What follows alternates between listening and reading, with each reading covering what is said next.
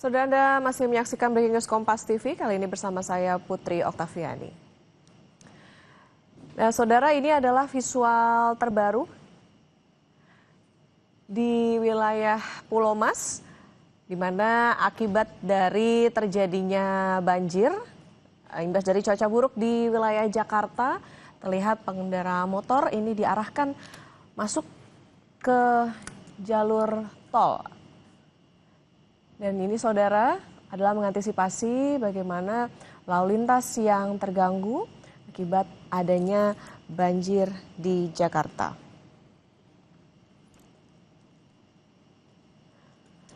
Sejumlah titik di Jakarta saudara diketahui terimbas dari banjir yang terjadi sejak beberapa jam tadi. Dan sejumlah penanganan tentunya sudah dilakukan untuk mengantisipasi terhambatnya akses masyarakat. Salah satunya adalah yang Anda saksikan saat ini, sepeda motor diizinkan untuk masuk tol. Dan untuk lebih lengkap kita akan tanyakan kepada Kapus Datin BPBD Jakarta, Muhammad Yohan. Selamat pagi Pak Yohan. Selamat pagi Mbak Okta. Pak Yohan, ini terjadi banjir di Jakarta. Seperti tadi kalau kita lihat di visual, motor bahkan sampai diarahkan masuk ke jalur tol. Mungkin pertama, wilayah mana saja Pak yang terdampak banjir pagi hari ini? Baik, sebetulnya dari tadi malam ya, sekitar pukul 11 itu ada dua ruas jalan yang tergenang ya. Dari dua ruas jalan itu di wilayah Jakarta Barat ya, di Jalan Sleng-Sleng Raya dan Jalan Kartika itu mulai pukul 11 itu tergenang sampai dengan ketinggian 30 cm. Namun demikian pukul 1 itu surut ya. Dan genangan ini mulai kembali muncul di Jakarta itu pukul 6 pagi. Ini di Kelurahan Ancol ada satu RT yang tergenang, kemudian di Jakarta Barat ini di Kelurahan Kedaung Karyangke ya ada 3 RT yang tergenang, kemudian di Rawat-Rate ya, dan ada 3 ruas jalan yang tergenang sekitar 20 cm di perumahan Green Garden, di jalan perumahan Green Garden dan di jalan Pangeran Tubagus Angke dengan ketinggian 20 cm. Baik. Lalu langkah upaya yang sudah kami lakukan selama beberapa hari ini kami melakukan operasi modifikasi cuaca ya. Namun demikian sesuai prediksi bahwa hari ini intensitas hujannya cukup tinggi ya, dan seperti yang dikhawatirkan oleh kawan-kawan di BMKG dan BNPB bahwa yang dikhawatirkan itu sebetulnya bukan hujan yang deras dalam waktu singkat, tapi hujan dengan intensitas yang cukup panjang ya durasinya gitu, walaupun mungkin tidak terlalu deras, tapi kalau terus-menerus seperti apa yang terjadi dari tadi malam hingga pagi hari ini mengakibatkan luapan daripada saluran air ya. Ini yang terbaru di Pulau Mas ini sudah kita dapatkan juga datanya, dan pagi ini kami sedang menunggu untuk penerbangan daripada operasi modifikasi cuaca yang pertama. Namun demikian saat ini posisi di Halim ini masih hujan cukup deras dan memang dari hasil perhitungan belum bisa melakukan penerbangan saat ini, jadi masih menunggu ya. Adapun hari ini rencananya akan diadakan 3 penerbangan OMC ya, sama seperti kemarin juga yang melakukan pada hari Sabtu itu melakukan 3 penerbangan OMC dengan 2.400 kg NaCl yang berhasil disebar pada saat kemarin ya. Dan ini pun sesuai dengan prediksi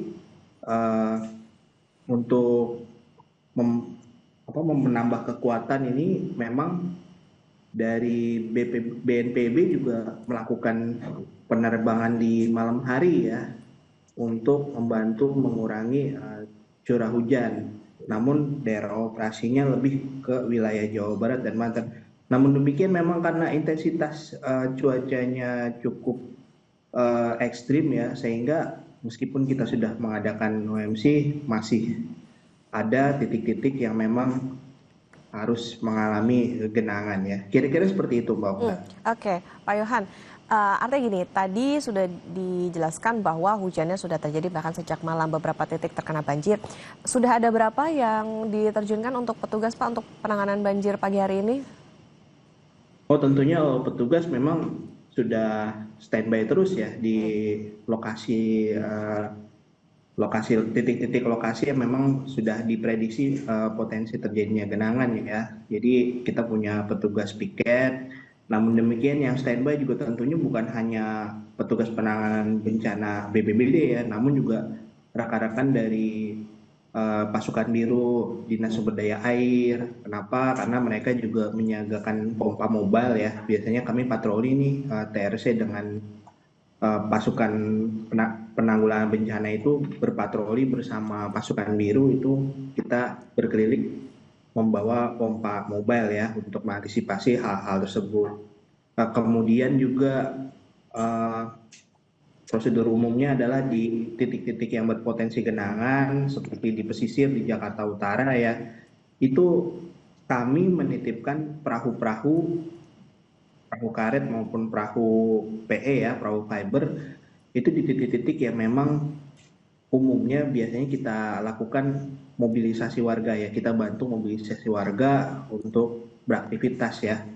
Jadi gerakannya bisa lebih cepat ketika perahu-perahu itu memang sudah dititipkan ya. Nah, sementara petugas itu personil ini terpantau ada di lokasi. Kemudian juga bukan hanya petugas dari penanggulangan bencana dari BPBD maupun dari Dinas Sumber Daya Air, namun petugas Dishub, Satpol PP juga untuk mengantisipasi kemacetan yang diakibatkan oleh genangan ini, tentunya mereka juga sudah menyebar ya di lokasi-lokasi di jalan, ruas-ruas jalan untuk membantu memperlancar arus lalu lintas. Kira-kira seperti itu, Mbak. Oke, Pak Yohan, ini kan ada informasi bahwa BMKG memperkirakan wilayah Jabodetabek ini akan diguyur hujan lebat sampai 22 Januari 2026. Tadi kalau bicara soal modifikasi cuaca, artinya ini akan dilakukan sampai kapan, berapa kali begitu, kemudian berapa banyak yang dibutuhkan. Kalau tadi kan dikatakan sampai 2.400 kg NaCl.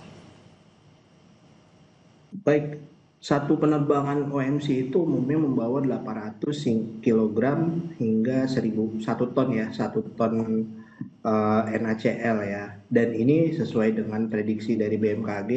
Sebetulnya awalnya ini kita menganggarkan untuk pelaksanaan operasi modifikasi cuaca itu sampai dengan tanggal 20 Januari. Namun ketika ada arahan lebih lanjut daripada BMKG bahwa ada potensi, oleh karena itu setelah berkoordinasi dan mendapatkan arahan dari Pak Gubernur, kita lanjutkan untuk melaksanakannya sampai dengan tanggal 22 Januari ya. Jadi kita standby terus. Ini juga saya sebentar lagi akan bergerak ke Halim ya. Masih sampai dengan saat ini memang masih belum bisa melaksanakan penerbangan yang pertama ya. Kita menunggu mungkin beberapa menit lagi, apabila memang sudah dapat clearance ya kita berangkat. Hari ini targetnya ada 3 penerbangan OMC ya, dan mungkin apabila dibutuhkan nanti ada dukungan lagi dari BNPB untuk melaksanakan penerbangan OMC di malam hari. Jadi kira-kira seperti itu. Oke. Nah, Pak Yohan, kalau di pintu air begitu pantauannya seperti apa? Di pintu-pintu air memang ketinggiannya cukup tinggi ya. Ini ada data-datanya, dan sebetulnya warga pun bisa memantau ya ketinggian pintu air gitu. Karena memang kita sajikan secara mudah untuk BPBD itu biasanya menyajikan di media sosial, karena itu yang terdekat dengan masyarakat ya.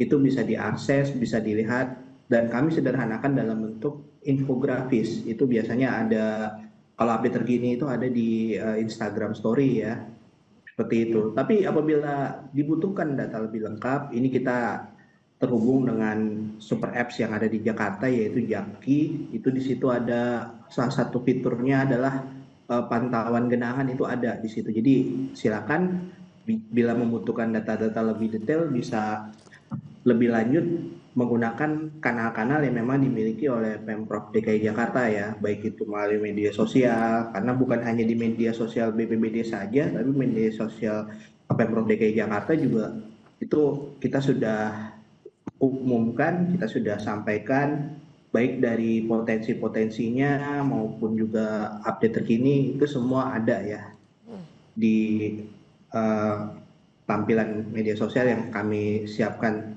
day by day. Demikian, Mokta. Oke, Pak Yohan tadi kalau dikatakan bisa dipantau di sosial media, lantas ada informasi Pak soal bagaimana statusnya untuk ketinggian airnya, apakah sampai dengan saat ini masih tergolong aman atau bagaimana? Baik, saat ini memang statusnya masih cukup tinggi ya, namun ini di beberapa titik hujannya nampak sudah berhenti ya, jadi memang ada baiknya memang jika berkebutuhan silakan dipantau. Kalau lebih detail lagi, tadi saya sudah sampaikan, Ya. mungkin lebih detail lagi bisa buka di websitenya BPBD ya, BPBD Jakarta Go ID, maupun di aplikasi Jaki, itu lebih komprehensif lagi dan sifatnya real time ya. Oke. Itu data kami dapatkan dari Dinas Sumber Daya Air, bentuknya matrikulasi, namun demikian karena Jakarta memiliki banyak sekali CCTV ya, ada 3 ribuan CCTV di lebih dari 1.500 titik, sehingga data itu bukan hanya ketinggian permukaan air aja ya, tapi dengan analisis dari CCTV, kemudian kita punya sensor-sensor early warning system dan lain-lain, sehingga datanya akan lebih komprehensif di versi aplikasi maupun di websitenya BPBD Jakarta. Oke, Pak Yohan, dari sejumlah titik yang rawan banjir di Jakarta, sebetulnya untuk penanganannya ada tantangan tersendiri nggak sih Pak? Kemudian juga untuk pompa, apakah juga sudah mencukupi untuk kebutuhan penanganan banjir? Pompa, kami pikir sudah cukup sudah cukup mencukupi ya yang dimiliki dari rekan-rekan Dinas Sumber Daya Air.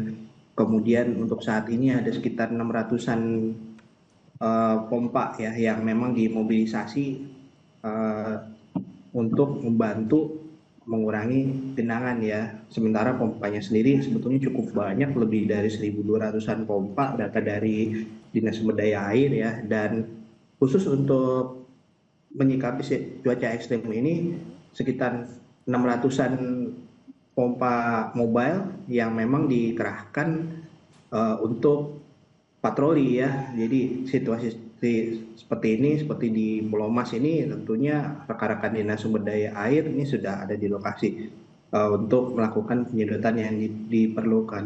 Bahkan kita punya layer lagi, layer pertama itu pompa mobile, layer kedua itu tentunya pompa stasioner ya, pompa yang lebih besar.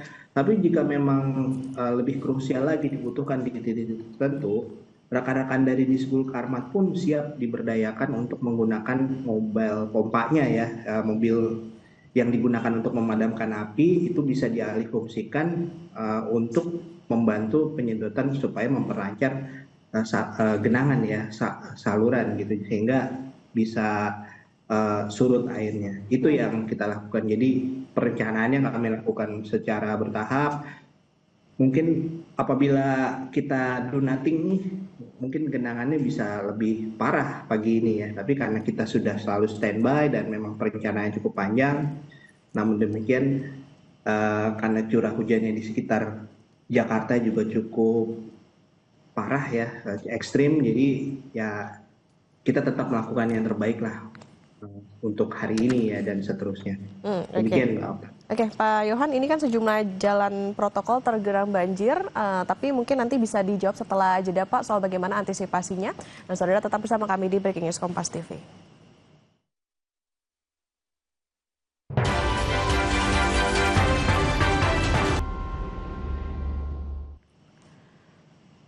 Anda kembali menyaksikan Breaking News Kompas TV, saudara, terkait dengan dampak dari cuaca buruk. Ini adalah sejumlah jalan di wilayah Jakarta terendam banjir. Dan ini, saudara, adalah visual di Pulau Mas bahwa akibat dari banjir, sejumlah sepeda motor terlihat melintas di jalan tol begitu. Ini untuk mengantisipasi adanya akses yang terhambat sehingga masyarakat bisa tetap beraktivitas. Dan saudara, untuk membahas lebih lanjut, kita akan kembali berbincang dengan Muhammad Yohan, Kapusdatin BPBD DKI Jakarta. Pak Yohan, kita lanjutkan kembali. Pak, kalau dilihat ini kan juga tadi salah satunya di Pulau Mas gitu. Kemudian juga ada informasi soal sejumlah titik di jalur protokol ini juga terendam banjir. Nah, sampai dengan saat ini pantauannya seperti apa? Kemudian antisipasi apa yang dilakukan supaya jangan sampai akses masyarakat maupun juga jalur begitu menjadi lumpuh, tidak bisa dilewati.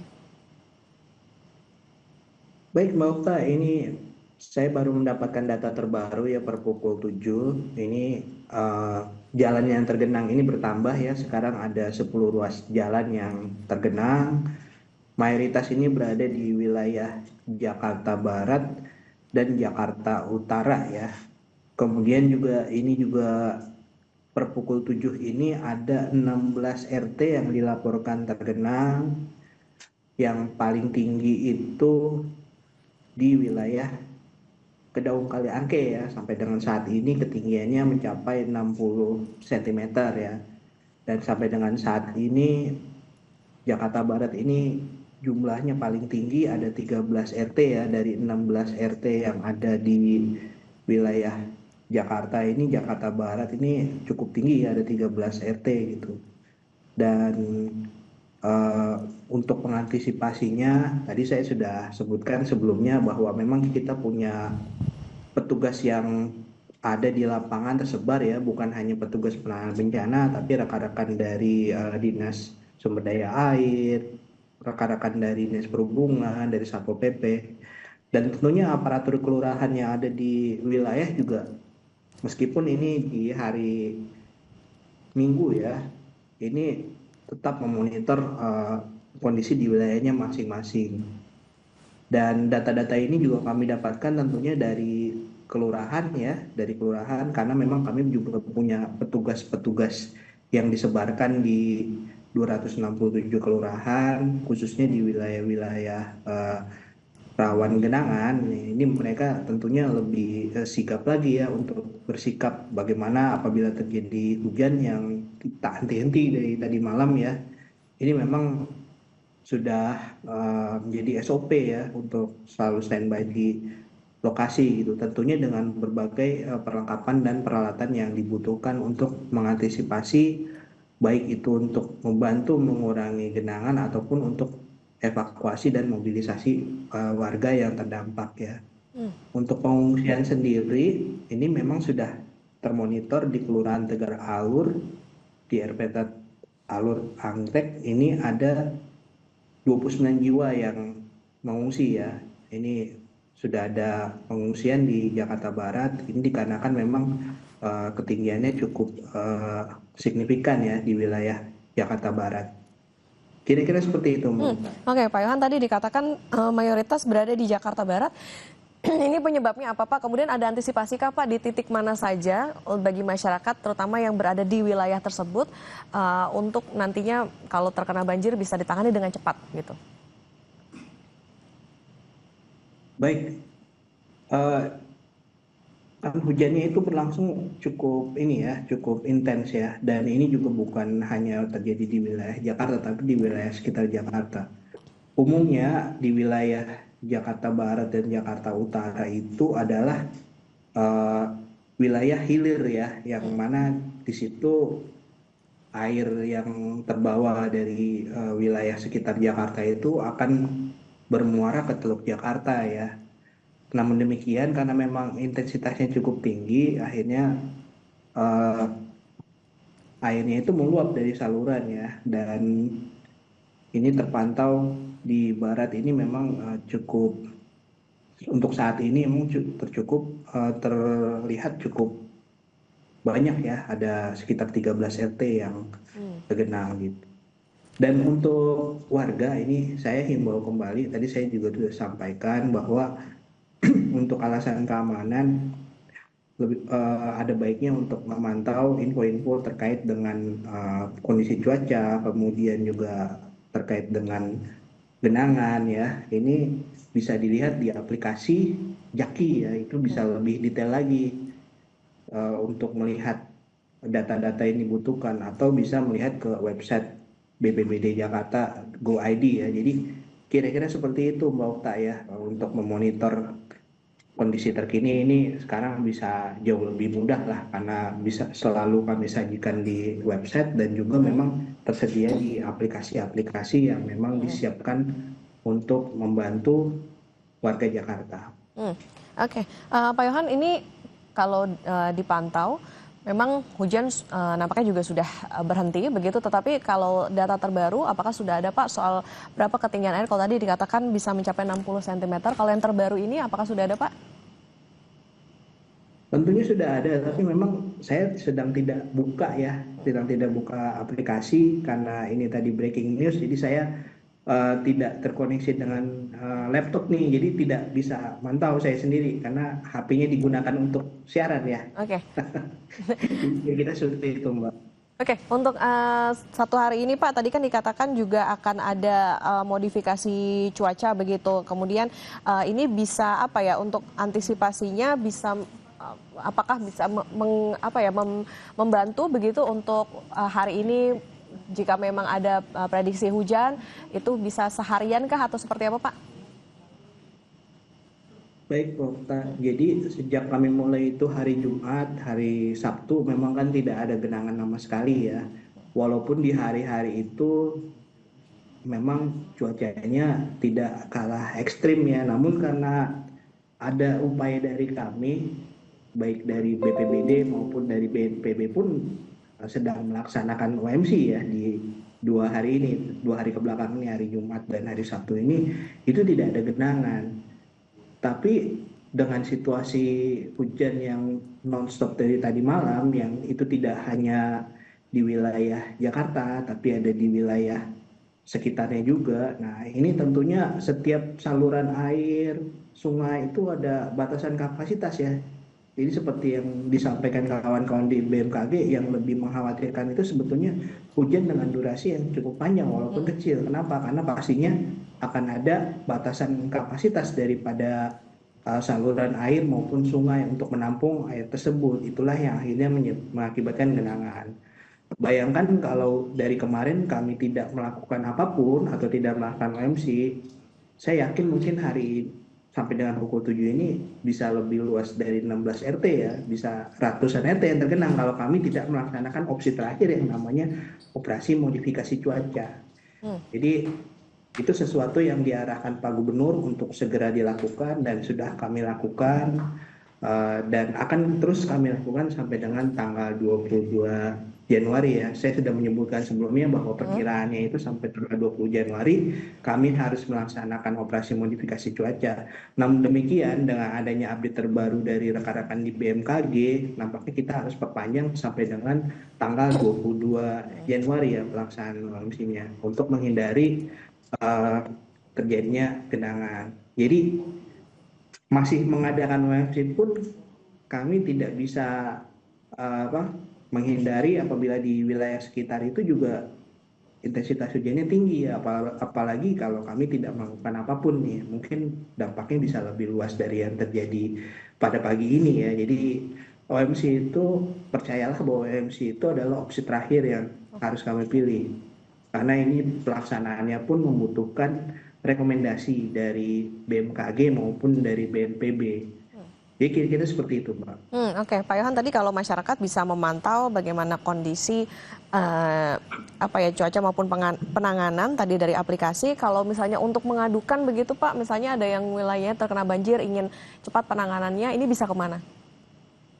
Baik, nah, Jakarta ini punya layanan kedaruratan ya yang cukup aktif. Kita punya layanan Jakarta 112, silakan telepon ke 112 untuk menyampaikan situasi kedaruratan apa, kebutuhan apa, seperti yang terjadi tadi pagi ini ada yang minta evakuasi di wilayah Angkasa Pura ya, sekitar Angkasa Pura itu di perumahan itu ada yang minta untuk dievakuasi menggunakan perahu karet ya.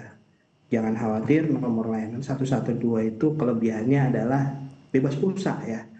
Bahkan ini bisa digunakan menggunakan handset atau smartphone atau gadget ya. Itu apabila SIM card-nya tidak dipasang pun selama itu posisinya baterainya on, itu bisa digunakan untuk melaporkan situasi darurat apa yang butuh dibantu oleh kami ya, karena 112 itu terhubung langsung ke call center 112 yang dikelola oleh BPBD Provinsi DKI Jakarta ya.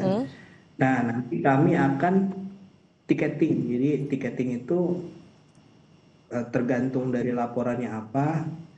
Kalau misalnya laporan banjir genangan, nah kita akan langsung tangani ke petugas penanganan bencana untuk melakukan langkah-langkah seperti evakuasi gitu. Namun demikian laporan yang masuk ke 112 kita akan teruskan juga ke rekan-rekan di Dinas Sumber Daya Air sehingga mereka tahu posisi-posisi pompa itu harus dimobilisasi kemana. Kemudian kita teruskan juga ke rekan-rekan di Dinas Perhubungan atau Satpol PP ya, kita sehingga mereka bisa tahu nih membantunya itu seperti apa.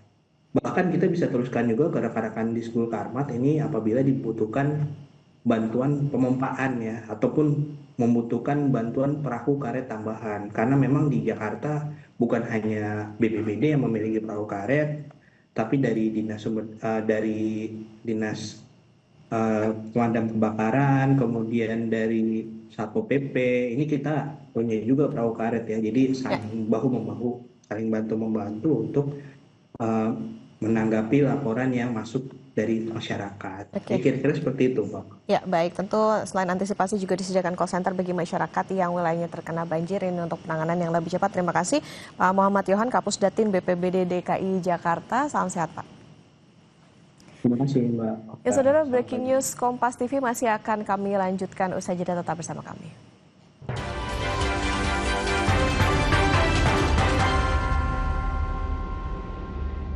Gurihnya creamy latte, kalau belum coba, pasti nggak nyangka. Yang belum coba, Pasti nggak nyangka. Creamy latte,